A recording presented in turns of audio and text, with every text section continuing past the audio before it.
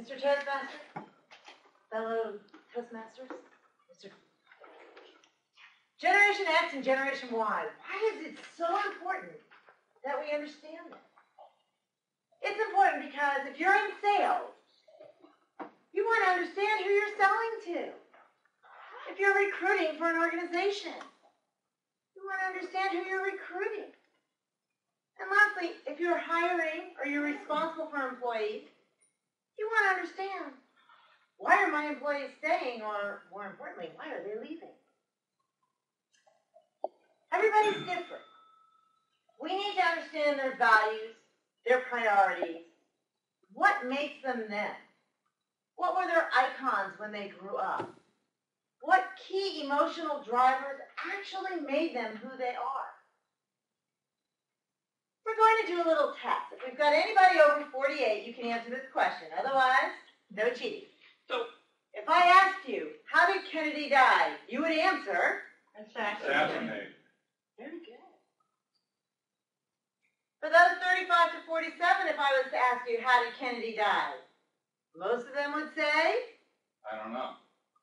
they would actually say, a plane crash. Ah. Because that's who Kennedy is to them. And if you were to ask Generation Y, 18 to 34, Who's Kennedy? that's good. That's right. One more test for us. Only those over 67. Who is Ron Howard? Opie. Over Opie. 67. That's your matures. It would be Opie. Oh. Now, if we say 48 to 66, our baby boomers would say, who is Ron Howard? Director. No. Richie Cunningham. That's right. Ah. Okay. And Generation X and Y actually know him as, I heard it once or twice, a director, producer. And if you actually ask Generation Z or the Millennium, that's Bryce Howard's father. Who? Bryce Howard, she is in Spider-Man 3. She's the main female. So Generation X is 35 to 47. It's a pretty big group here. The interesting thing about this group, they had Madonna, Express Yourself, but most importantly, they are entrepreneurs. They grew up where their parents were in the dot-com bust, where the parents didn't have money. I'm already on yellow. Where the parents didn't have money. I'm sorry. Didn't have money, and they said, you know what? I'm not going to get caught in this. I'm going to rely on myself. I'm the only one I can rely on. So they became entrepreneurs. They did education because they had to. If they were going to be entrepreneurs, they had to have the education behind them. They watched their parents use credit cards and go bust. So they are savers. These are the latchkey kids, mostly. They were the ones that came home to no one. Who did they rely on? Themselves. A driven group, spreadsheets and cell phones. Now, Generation Y, on the other hand, Lady Gaga, you were born that way. We accept everybody. Everybody's welcome.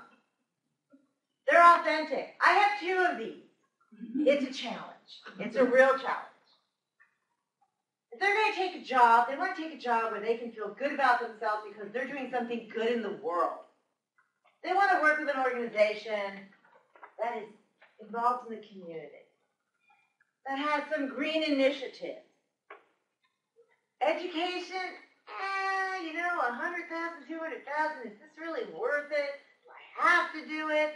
They're evaluating it. It's not something like the boomer generation where you were going.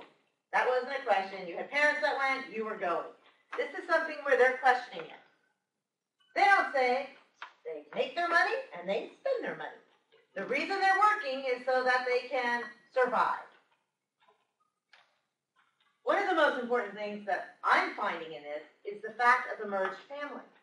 You no longer have that nucleus where you have mom and dad, 2 children. You actually have whoever they want is their family. It could be their friends, it could be their coworkers. It could be mom, dad, family 1, family 2, maybe family 3 if mom and dad got married a few times.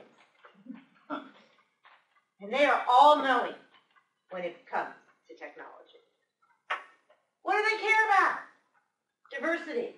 They do not want to walk in a room where they see all the same. They don't want to walk in a room where they might be seeing 70-year-old men. They want to go somewhere where they're going to see white, black, Spanish, you name it, they want to see it. They're also very conscious about the society and the social economics. You're seeing your electric cars. If they're going to a meeting, they do not want you printing a 200-page document. They want you to send it to them, and they'll look at it on their iPad. Very conscious about this. And like I said before, they're going to want to go to an organization that actually helps people. They're going to personalize everything. This is very important to them. They're individuals. They trust their friend's recommendation more than they trust yours. If you tell them that this was a good deal, they're going to go out on Facebook and ask their friends, hey, what do you think? That's how they decide what they're buying is. They're going to look online. And this one scares me because technology is not only integrated into their lives. Here's the saying, and I'm actually finding myself living by this. If it's important, it will find you. And it does. Between your AP News and all of the things that you have texting to you, if it's important, it will find you. Generation X grew up with computers. They're comfortable with cell phones, computers, and such. But Generation Y cannot do and function without their computers. They must have it. They become antisocial. This is why webinars and online courses are so incredibly popular, because this group does not want to be in a classroom. They just want to do it at home online. They want to text. I have a 3-text rule with my daughter. You text me, I text you. You text me, I'll text you. You text me, I'll text you. The 4th time, pick up the phone, because it is not happening. But that's what they grew up with. And lastly, they are afraid of missing out. And they single-handedly saved Amtrak. Because in Amtrak, you are always connected to the internet. In a plane, 15 minutes up, 15 minutes down, no internet connectivity. They would rather take a train. It is extremely important to understand Generation X and Y to survive.